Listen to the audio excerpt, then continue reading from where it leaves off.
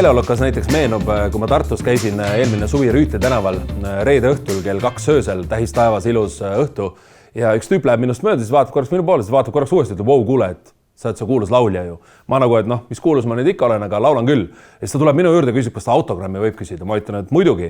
Ja samal ajal, kui ma autogrammi kirjutan, ta räägib mulle, kuidas ta naine on mu suurim fänn, kuidas ta lapsed teavad kõike mu laulude sõnu peast ja ta on ise ka hullult suur austaja. Ma nagu tunnen ennast juba nagu $1 000 000, et fuck yeah, nagu tänan teda komplimendi eest, surun kätte, ütlen ilusat õhtut ja tunnen ennast peaaegu juba nagu jõulukuusk säran.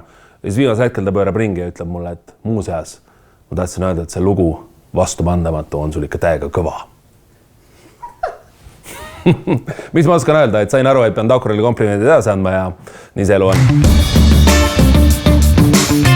Ma arvan, et pekki minemine on elu osa ja väga eluterve elu osa, sellepärast, et kui sa ükskõik midagi teed, mis on su mugavustsoonist või harjumustsoonist väljas, siis sa avardud ja kui sa oskad sellest ka õppida, siis sa oled varsti viimase leveli lõpuboss.